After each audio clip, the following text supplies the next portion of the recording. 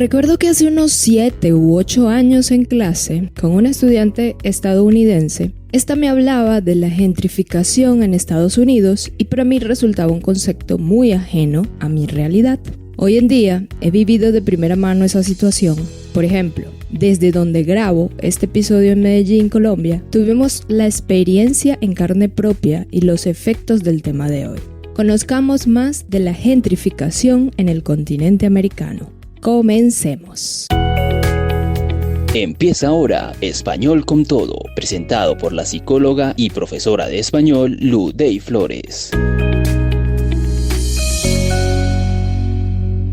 Hola, bienvenidos a Español con Todo, un podcast con curiosidades y temas interesantes para estudiantes de español nivel intermedio avanzado. La transcripción completa de este episodio, así como ejercicios de comprensión de lectura y gramática, los podrás adquirir por el precio de un café en el link de la descripción.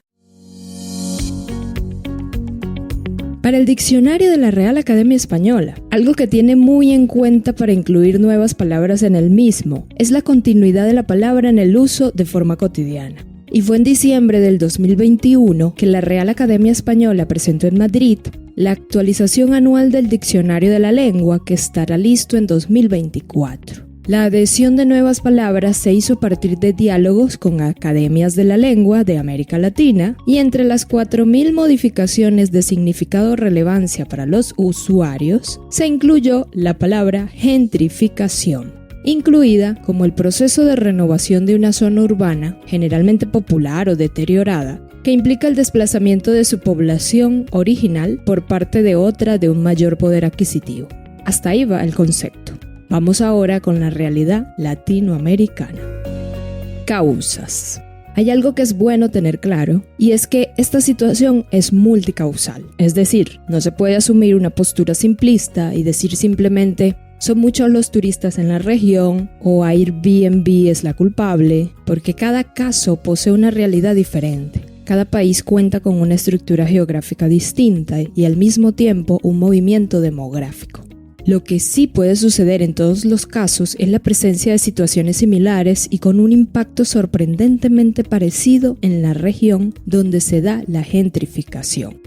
Si bien era una posición relativamente conocida previo a la pandemia, el 2020 disparó la situación del turismo o sobreturismo, esto como una alternativa por parte de algunos países para paliar las dificultades económicas resultado del coronavirus, ocasionando también lo que comenzó a denominarse como un nuevo tipo de turismo, el cultural, que es cuando la gente elige un destino basándose para esto en las informaciones o recomendaciones dadas en las redes sociales, por influencers, programas de televisión, películas, entre otros. Por otro lado, la cada vez mayor influencia de la presencia de Airbnb en algunas regiones ha determinado que el vivir en un lugar por un periodo indeterminado sea mucho más factible y fácil que en otras épocas. Lógico, si usted tiene un inmueble y determina rentarlo o alquilarlo, usted preferirá obtener beneficios en el modelo de cambio dólar a la moneda local por periodos cortos, en lugar de alquilarlo por periodos largos indefinidos en la moneda del lugar. Así de simple, ahí Airbnb le satisface la necesidad. Adicionalmente, algo que va tomando cada vez más fuerza es la presencia de interés de particulares, políticos, entes gubernamentales, artistas, gente con más dinero que pertenecen a clases altas que desean hacer parte del negocio inmobiliario en otras latitudes, para lo cual tienen como posibilidad invertir en países con ciudades emergentes que pueden representar un buen rendimiento financiero a un mediano, largo plazo, o hasta tener inmuebles en otros países más atractivos para radicarse en ese lugar latino exótico. Por otro lado, un causal determinante y cada vez en mayor ascendencia en otras ciudades es la presencia de los nómadas digitales. Personas que trabajan online y lo pueden realizar desde cualquier lugar, prefieren sin duda realizarlo en ciudades latinas desconocidas, seguras y con naturaleza por descubrir que a cualquiera le llamaría la atención.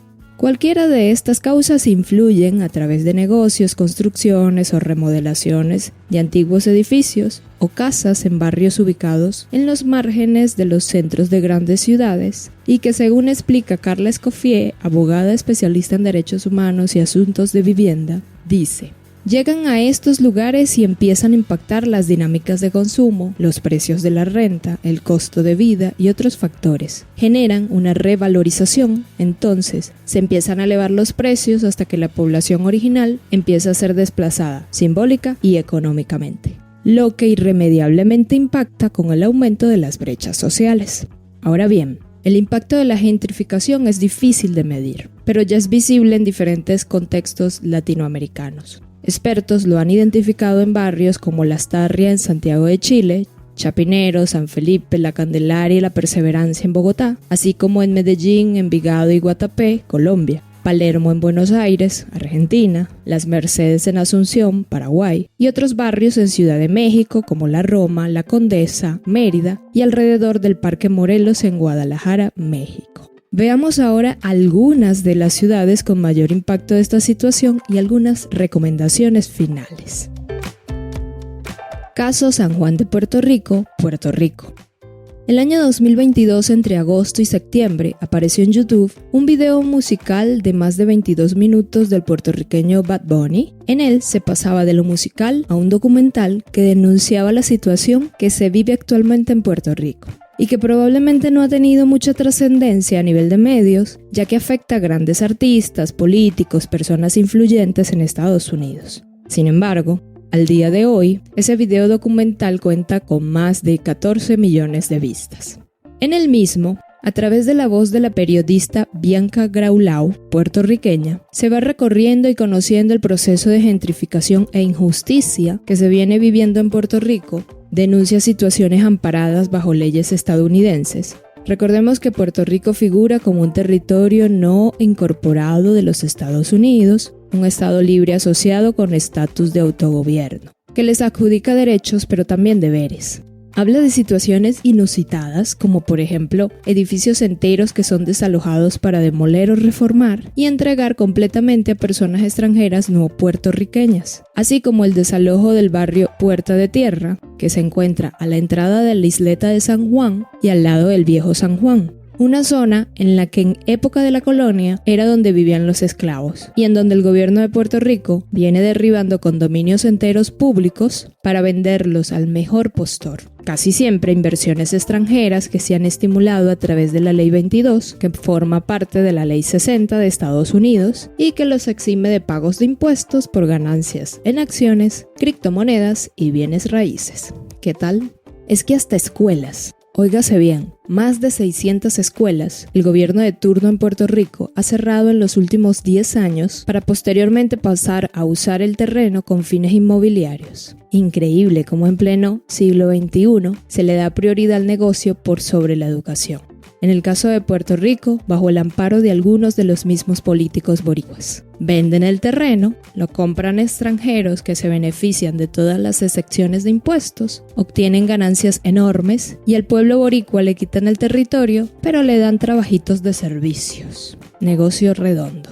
Adicional a terrenos con vista al mar que están siendo privatizados, cosa que es ilegal en la isla. Sin duda, un video documental sin pérdida, que tuve la oportunidad de analizar con un estudiante en clase y que fue tremendamente indignante por todas las injusticias que viven los puertorriqueños. Realmente espero que los boricuas sigan luchando por lo que es suyo.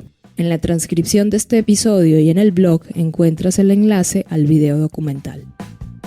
Caso La Roma en México. Turistas extranjeros que viven en modo home office son los que principalmente habitan las colonias de La Roma y La Condesa en Ciudad de México. Según el profesor de urbanismo y consultor Daniel Pérez, es un proceso que se da con frecuencia en sitios muy deseados para vivir en cualquier parte del mundo. Cuando un barrio, por su ubicación, arquitectura, oferta de servicios y transportes, se vuelve atractivo para gente de mayores ingresos, quien se queda a vivir ahí es quien puede pagar más. Y no solo es que habiten nuevas personas, sino que comienza a haber comercio dirigido a ellos, explica Pérez. Tienen restaurantes, galerías y otras cosas que atraen a estas personas y que inevitablemente por el gasto que implica aleja a los locales. Sin embargo, según la coordinadora de asesores y asuntos internacionales del gobierno de Ciudad de México, Diana Alarcón, en una entrevista para la BBC Mundo con fecha de 2023, se están considerando opciones de regulación. Pero ella opina que Airbnb no encarece la vivienda porque la gentrificación en estos dos barrios data de hace más de 20 años. Es más, para algunos profesionales relacionados con inmobiliarias en esta zona, no tiene una crisis de vivienda o habitacional. Sin embargo, existen vecinos de la zona que se han organizado y constituido grupos para rechazar la compra de terrenos o edificios por parte de inmobiliarias que adquieren indiscriminadamente para construir edificios de apartamentos que en muchos casos están vacíos por meses y meses. Como lo comenta, por ejemplo, Mayela Delgadillo, de 51 años, que ha sido testigo del aumento de rentas y el encarecimiento de la zona en los últimos 20 años que ha vivido en la colonia La Roma. Para ella, la crisis no es por falta de disponibilidad de vivienda, sino por lo inaccesible que es para la mayoría. Se construye para el mercado, pero no para la necesidad de la gente. La vivienda ahí está, pero nadie puede pagarla, dice, al poner como ejemplo un edificio frente al suyo que tiene meses vacío, concluye Mayela en entrevista de la BBC. Caso Medellín en Colombia. En el caso de Medellín confluyen varios factores. La ubicación geográfica de algún modo determina que la construcción de viviendas se está demorando más en la ciudad. Además, posterior a la pandemia, los procesos económicos han influido y la creación de nuevos condominios o inmuebles ha disminuido. Pero por otro lado, también existe una fuerte propaganda o publicidad por parte de entes gubernamentales, invitando a turistas a conocer la ciudad, vendiéndola como un sitio ideal para trabajo remoto. Según datos del Colombiano, el principal periódico regional, el caso de Medellín surge en medio de elementos como el déficit de construcción de vivienda nueva y la debilidad en políticas públicas de este tipo, así como la reconfiguración de las familias que aquí viven.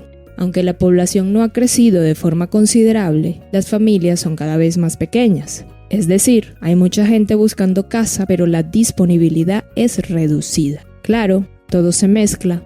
Además de que expertos atribuyen el fenómeno a la alta afluencia de turistas extranjeros, que solo en 2022 representaron el 53,1% del total de visitantes, de acuerdo con cifras de Cotelco. En definitiva, múltiples factores están impulsando la gentrificación en la ciudad, y antes era solo el poblado como punto de turistas extranjeros. Hoy en día, Laureles, Calasanz, entre otros.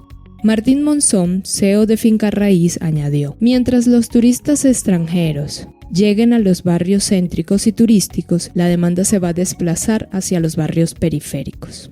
Como la ciudad está de moda, explicó que los propietarios de las viviendas descubrieron que es mucho más lucrativa la renta corta o renta vacacional, y en tanto los extranjeros sigan buscando el poblado, Laureles y Calasanz, los precios subirán muy rápido. Eso hace que la gente no pueda vivir más en esos barrios y se volcarán hacia esos otros que antes no se escuchaban tanto. Ahí es cuando llegan los aumentos de precios. En Medellín, en abril del 2023, se dio una revolución en redes por la posición de Ana María Valle, hoy precandidata a la alcaldía de Medellín, una figura política que pegaba carteles en una zona de la ciudad contra la gentrificación y Airbnb.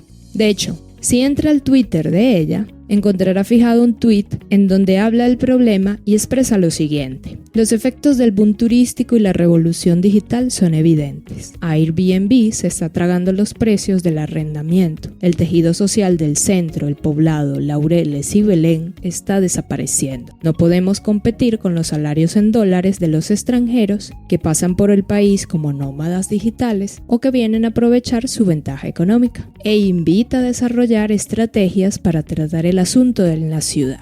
Pero bueno, a todas estas, ¿cuáles cree usted que deberían ser las recomendaciones para abordar este tipo de situación? Porque si bien es cierto que los turistas no siempre tienen la culpa, la responsabilidad o el pensamiento malsano para desplazar nativos y radicarse ellos, tampoco podemos decir que los gobiernos deberían hacerse de la vista gorda ante situaciones como esta.